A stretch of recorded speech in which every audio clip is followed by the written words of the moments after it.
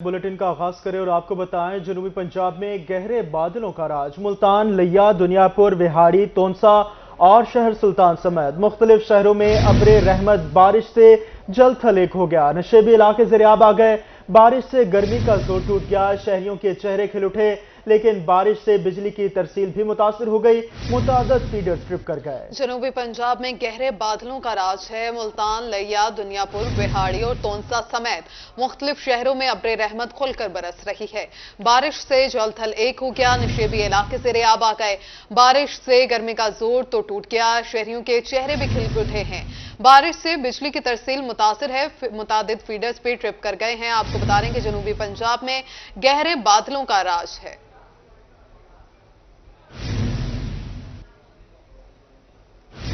आगे बढ़ते हुए बात करेंगे सैलाबी सूरत हाल के हवाले से। जनूबी पंजाब के मुख्तलिफ शहरों में दरियाए सतलुज की तबाहकारियां जारी। कहरोड, पक्का, लुडन और लोधरा में दर्जनों बस्तियां ज़ेरे-आब आ गईं। सैकड़ों एकड़ पर खड़ी फसलें तबाह। सैलाब मुतासरीन की महफूज मकामात पर मुंतकिली का सिलसिला जारी। तफसीलात जानेंगे इस रिपोर्ट में। दरियाए सतलज ने करोड़ पक्का में तबाही मचा दी। सैकड़ों एकड़ फसलें और दर्जनों बस्तियां ज़ेरे-आब। सैलाबी पानी घरों में दाखिल हो गया। रेस्क्यू इंचार्ज मोहम्मद अरशद का कहना था कि उनकी 10 कमांड पोस्टें सैलाब मुतासरीन को महफूज मकामात पर मुंतकिल कर रही हैं। अभी हम तकरीबन इस जितने भी यहाँ पे आबादी थी तमाम लोगों को हम यहाँ से निकाल के महफूज मकामात शिफ्ट कर चुके हैं। मजीद हम इससे आगे मूव कर रहे हैं और हम 100 से ज़्यादा बस्तियों को हम यहाँ से निकाल के शिफ्ट कर चुके हैं और मजीद भी हम इसको पूरा हम एरिया चेक कर रहे हैं। कहीं पे भी अगर कहीं पे लोग फंसे हुए हैं तो हम उनको निकाल रहे हैं। लुडन में भी दरिया सतलज की तबाहकारियां जारी। कई बस्तियां सफ़ाए हस्ती से मिट गई।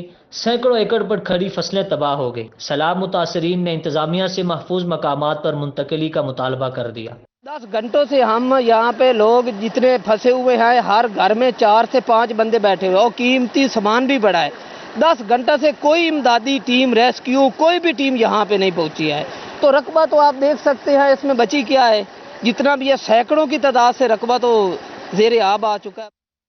लोधरा में भी दरिया सतलज से 90,000 क्यूसिक से जायद का रेला गुजर रहा है। असिस्टेंट कमिश्नर अशरफ सालेह का कहना था कि जिले इंतजामिया हंगामी सूरत हाल में है। ज़ेरे-आब बस्तियों के मकीनों की महफूज मकामात पर मुंतकिली का सिलसिला जारी है।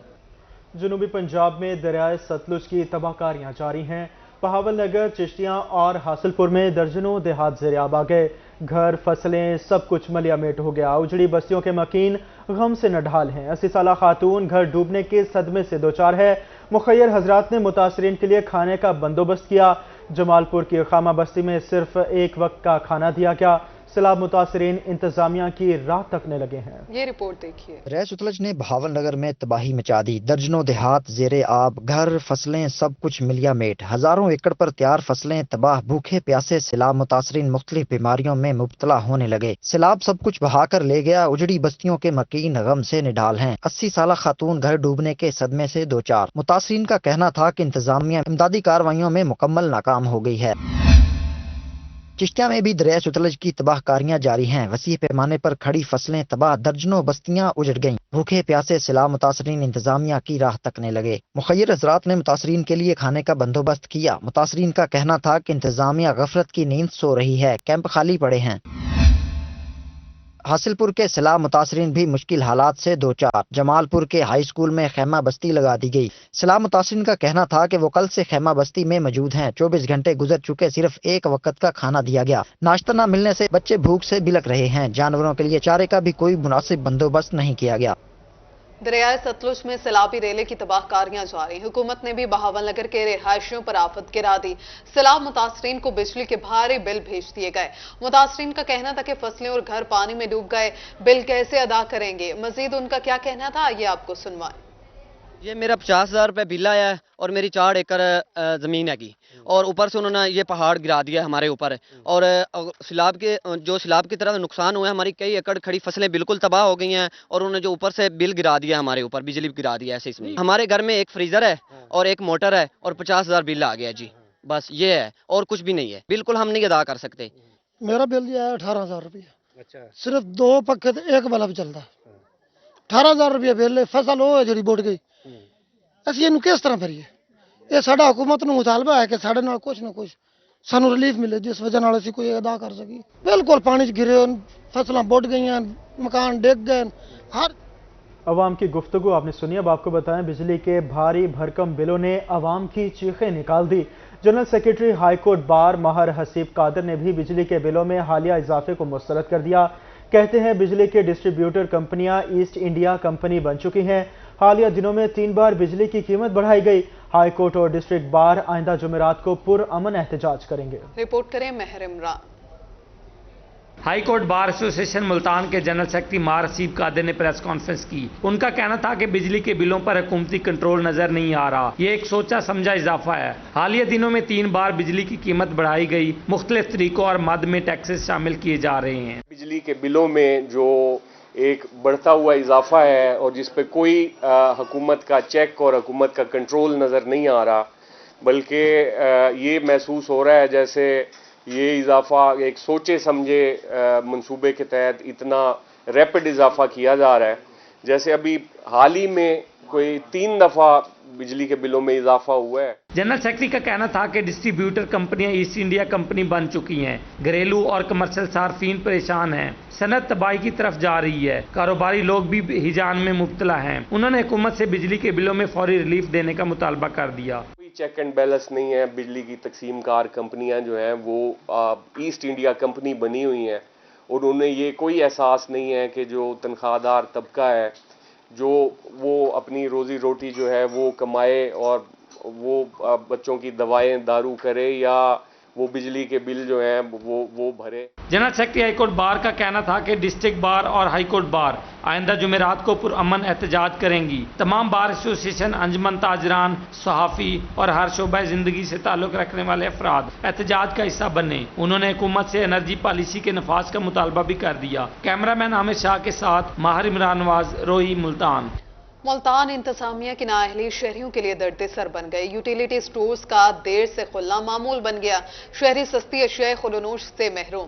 कहते हैं कई घंटे रोड पर सख्त धूप में इंतजार करने के बाद खाली हाथ लौटना पड़ता है।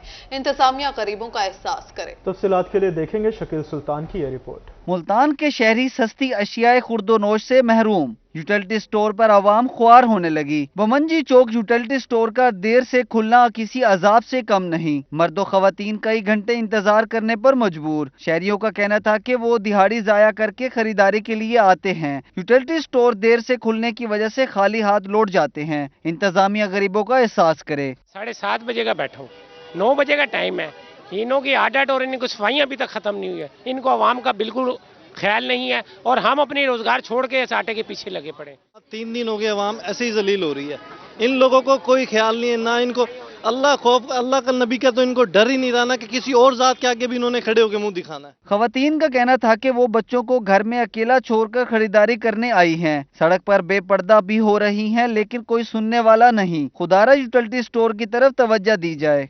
छोटे छोटे बच्चे अब यहाँ पे 2 घंटे से खड़े हैं, हम सुबह से खड़े हैं। अब रोड पे खड़े अच्छा तो नहीं लगता ना, तो ये इनको चाहिए जो टाइम है उसी हिसाब से दुकान खोले और हमें रिलीफ दें। 3-3 घंटे लाइन में खड़े होके भी वापस जाना पड़ता है। बारी आती है, आटा खत्म है, फिर क्या फायदा। हम पीछे नाश्ते सब कुछ छोड़ छाड़ के घर छोड़ के आते हैं, फिर मिलता भी नहीं है। शहरियों ने इंतजामिया से यूटिलिटी स्टोर्स के मसाइल फौरी हल करने का मुतालबा कर दिया। कैमरामैन अरशद गुजर के साथ शकील सुल्तान, रोही, मुल्तान। आपको बताएं एशिया कप क्रिकेट टूर्नामेंट के लिए फुल प्रूफ सिक्योरिटी इंतजामात। एशिया कप की सिक्योरिटी के लिए फौज, रेंजर्स तैनात की मंजूरी मिल गई है। विफाकी काबीना ने फौज और पंजाब रेंजर्स की तैनाती की मंजूरी दे दी है। जराये के मुताबिक फौज और रेंजर्स की तैनाती 27 अगस्त से 6 सितंबर तक होगी। पंजाब हुकूमत ने फौज और रेंजर्स की तैनाती के लिए दरखास्त की थी। वजारत दाखिला की समरी की सर्कुलेशन के जरिए मंजूरी ली गई है। एशिया कप की सिक्योरिटी के लिए स्पेशल फोर्सेज स्टैंड बाय रहेंगी। टूर्नामेंट के 4 मैचेस पाकिस्तान में शेड्यूल हैं। 1 मैच मुल्तान और 3 मैचेस कदाफी स्टेडियम लाहौर में खेले जाएंगे। आपको आगाह करें हैं एशिया क्रिकेट टूर्नामेंट के लिए फुल प्रूफ सिक्योरिटी के इंतजामात मुकम्मल कर लिए गए हैं।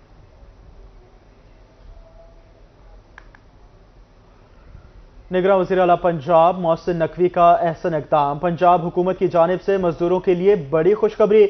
मजदूरों की माहाना उजरत 32,000 करने की तजवीज़ दे दी गई। वज़ीर आला मोहसिन नकवी ने तजवीज़ को काबीना इजलास में रखने की मंजूरी दे दी है। निगरान वज़ीर आला पंजाब मोहसिन नकवी का अहसन इक़दाम। पंजाब हुकूमत की जानिब से मजदूरों के लिए बड़ी खुशखबरी। मजदूर की माहाना उजरत 32,000 करने की तजवीज़ दी गई है। खबर है मियांवाली से, जहां वर्किंग वुमेन माओ के लिए अच्छी खबर, शेरखार बच्चों को दफातर लाने की इजाजत मिल गई। कोऑर्डिनेटर ने कहा है कि शेरखार बच्चों की फीडिंग के लिए अलग काउंटर बनाए जाएंगे। तफसीलात जानेंगे अख्तर मिजाज से। अख्तर, क्या अपडेट्स हैं आपके पास? जी बिल्कुल, माँ के दूध की अहमियत और अफादियत के हवाले से मियांवाली में एक आलमी हफ्ता मनाया जा रहा है, जो 28 अगस्त से शुरू होकर 2 सितंबर तक जारी रहेगा। इसमें सबसे अहमियत की हामिल जो बात नज़र आई है वो ये है कि जो वर्किंग ख़वातीन हैं, जो दफातर में काम करती हैं, उन दफातर में ही जो है फीडिंग काउंटर बनाए जाएंगे। वहाँ पे ख़वातीन जो है अपने बच्चों को साथ भी ला सकेंगी और अपने बच्चों को दूध भी पिलाएंगी। इस वक्त हमारे साथ मौजूद हैं डिस्ट्रिक्ट कोऑर्डिनेटर सरदार इकराम साहब। डॉक्टर साहब से इस सवाल से बात करते हैं। डॉक्टर साहब बताइएगा, क्या ये मुमकिन हो पाएगा कि दफातर में फीडिंग काउंटर जो है बनाए जाएंगे और ये आगाही दी जाएगी इस हवाले से? जी, अस्सलाम वालेकुम, बिस्मिल्लाहिर्रहमानिर्रहीम। हमें ये पंजाब लेवल से इंस्ट्रक्शंस मिली हैं कि हम डिप्टी कमिश्नर साहब से भी रिक्वेस्ट करें और बाकी तमाम जो हमारे इदारा जात हैं वहाँ पर जाकर उनके हेड्स को मिलें भी सही और उनको कन्विंस करें कि जो ख़वातीन जॉब करती हैं और साथ ब्रेस्ट फीडिंग भी कराती हैं अपने बच्चों को, उनको मैक्सिमम टाइम दिया जाए और उनके लिए अपने अपने डिपार्टमेंट के अंदर एक सेपरेट कॉर्नर, जिसको ब्रेस्ट फीडिंग रूम या ब्रेस्ट फीडिंग कॉर्नर कहा जाता है, वो इस्टेब्लिश किया जाए ताकि वो वहाँ पर भी बच्चों को दूध पिला सकें। इसके अलावा ये वीक सालाना तौर पर मनाया जाता है और पूरी पंजाब में मनाया जाएगा। इसमें न सिर्फ वर्किंग वुमेन से हटकर भी ओवरऑल तमाम वुमेन्स को टच किया जाएगा, जो कि तमाम ख़वातीन को टच किया जाएगा और उन तक ये आगाही और ये शऊर का पैगाम पहुंचाया जाएगा कि माँ का दूध जो है बच्चे के लिए एक बेहतरीन ग़िज़ा है और माएँ जो है वो अपने बच्चों को बेहतरीन अंदाज से मुकर्रर मुद्दत तक दूध पिलाएं। अच्छा डॉक्टर साहब, छोटा सा सवाल यह है कि इसकी तैयारियां कहां तक पहुंची हैं और क्या इस हवाले से आप पुरुमीद हैं कि तमाम दफातर, तमाम इदारों में ये रूम या काउंटर बनाए जाएंगे? जी, इंशाल्लाह हमारी डिस्ट्रिक्ट लेवल की जो डिस्ट्रिक्ट हेल्थ मैनेजमेंट टीम की कमेटी की जो मीटिंग है वो हो चुकी है हमारे CEO हेल्थ मोहतरम जनाब नदीम रज़ा मलिक साहब की क़यादत में। इसी तरह हमारे प्लान में है कि कल हम जो है वो हमारी LHSs जो फील्ड स्टाफ हैं, स्कूल एंड न्यूट्रिशन सुपरवाइजर्स, इनके साथ मीटिंग करेंगे, उनको मीटिंग के एजेंडा बताएंगे, उनके साथ डिस्कस करेंगे और वो फिर फील्ड में अपने माइक्रो प्लान के मुताबिक जिस तरह बाकी कैंपेन्स में होता है जाएंगे और डिफरेंट लोगों को टच करेंगे, कम्युनिटीज़ को टच करेंगे, वहाँ सेशंस होंगे, सेमिनार्स होंगे और रैलियाँ निकाली जाएंगी और इस तरीके से हम अपने पैगाम को मैक्सिमम फैलाने की कोशिश करेंगे। और मैं बड़ा पुरुमीद हूँ कि मियांवाली की बाशऊर आवाम जो है वो इस बात को समझेगी और हर दफ्तर के अंदर वर्किंग वुमेन्स के लिए एक सेपरेट रूम या एक ऐसी जगह जहाँ पर वो अपने बच्चों को दूध पिला सके वो एस्टेब्लिश की जाए।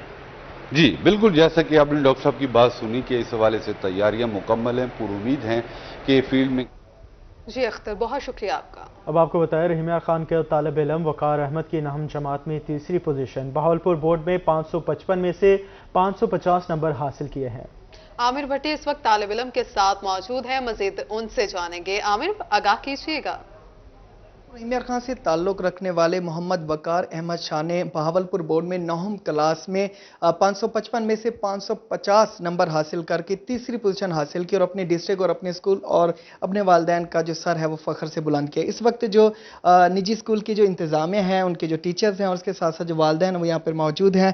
मोहम्मद वकार अहमद शाह हमारे से मौजूद हैं। कितनी खुशी हुई है पोजीशन हासिल की और इसके लिए आपने कितनी मेहनत की थी? सर, मुझे माशाल्लाह बहुत खुशी हुई। इसके लिए पोजीशन हासिल करने के लिए बहुत ज़्यादा मेहनत करनी पड़ी, दिन रात की पढ़ाई करनी पड़ी। मैंने साथ सारा साल साथ पढ़ाई को कवर किया। मैंने आज का काम कल पे नहीं छोड़ा, दिन रात मेहनत करनी पड़ी और उसके बाद अल्लाह ताला ने मुझे कामयाबी अता फरमाई। इसके पीछे मेरे असातिज़ा कराम ने बहुत मुझे सपोर्ट किया, हर एक चीज़ में बहुत ज़्यादा वजाहत की, बहुत अच्छे से समझाया। हमारे स्कूल का सारा निज़ाम, हमारी टेस्टिंग सब कुछ सारी की सारी टेस्टिंग में बहुत ज़्यादा मुझे मदद मिली, मुझे अपने सिलेबस को अच्छे से कवर करने में, और अल्लाह ताला ने मुझे इस कामयाबी से नवाजा। मेरे वालिदैन की दुआओं ने भी बहुत अमल किया, मेरे असातिज़ा की दुआओं ने, मेरे असातिज़ा की मेहनत से मुझे ये कामयाबी मिली। टीचर्स भी हमारे से मौजूद है। सर, हमने देखा मैट्रिक में आई थिंक जज़ा फैज़ थी जिसका हमने इधर ही इंटरव्यू किया था, उनकी पहली पोजीशन थी। अब 9 में भी आपके स्कूल के बच्चे ने तीसरी पोजीशन ली। जी बिस्मिल्लाहिर्रहमानिर्रहीम। जिस तरह आपको पता कि नेशनल गेज़न की जज़ा फैज़ ने भी बहुत टॉप किया था। इस वक्त वकार अहमद शाह ने भी अल्हम्दुलिल्लाह आपकी दुआओं से 555 में से 550 नंबर लेकर इस बच्चे ने बोर्ड में 3rd पोजीशन हासिल की है। ना सिर्फ इसने 3rd पोजीशन हासिल की है बल्कि हमारे पास 110 स्टूडेंट ऐसे हैं जिन्होंने 500 प्लस में मार्क्स लिए हैं। चूँकि हमारा टेस्टिंग सिस्टम इतना अच्छा है और एजुकेशन इतनी स्ट्रांग हम बच्चों को दे रहे हैं, ना सिर्फ एजुकेशन कवर कर रहे हैं, साथ साथ हम इन बच्चों की कैरेक्टर बिल्डिंग पर भी बड़ा फोकस कर रहे हैं अल्हम्दुलिल्लाह। सर क्या कहना चाहेंगे, आपके बेटे ने 3री पोजीशन हासिल की है, मिठाइयाँ बांटी जा रही हैं, फूल? अल्हम्दुलिल्लाह, ये अल्लाह का करम। और इसमें ख़ास तौर पर मैं तो यही करूँगा कि यासीन रामे साहब और तहर साहब का बहुत बड़ा क्रेडिट है, क्योंकि जिस तरह का इन्होंने सेटअप बनाया है और बच्चों को आगे लेके जा रहे हैं, मैं तो यही कहूँगा कि इदारे का मुस्तकबिल जो है वो ब्राइट है। ना सिर्फ इदारे का बल्कि वालिदैन भी खुशकिस्मत हैं जिनके बच्चे जो हैं इस इदारे में पढ़ रहे हैं, क्योंकि इतनी अच्छी गाइडलाइन दी जा रही है कि बच्चों को किसी और साइड पे जाने की ज़रूरत ही नहीं। मैं खुद भी टीचर हूं, लेकिन मेरा सर फ़ख्र से बुलंद है, इसलिए कि जितना इन्होंने कमांड दी है बच्चों को, शायद किसी और इदारे में कमांड ऐसी मिल सके।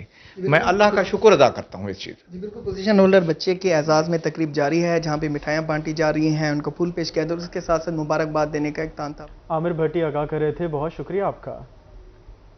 यहाँ बात करें आरपीओ मुल्तान ने पोजीशन होल्डर पुलिस मुलाजमीन के बच्चों की हौसला अफजाई की। सब इंस्पेक्टर के बेटे ने 544 नंबर लेकर 1st पोजीशन हासिल की। कांस्टेबल के बेटे ने 542 नंबर हासिल करके 1st पोजीशन हासिल की। आरपीओ का कहना था कि बच्चों की हौसला अफजाई से उनकी कारकर्दगी में इजाफा होता है। आरपीओ ने बच्चों को लैपटॉप और नकद इनाम से भी नवाजा। आरपीओ के बच्चों को मजीद मेहनत की तलकीन थी। इसके साथ ही न्यूज स्टूडियो से फिल वक्त इतना ही।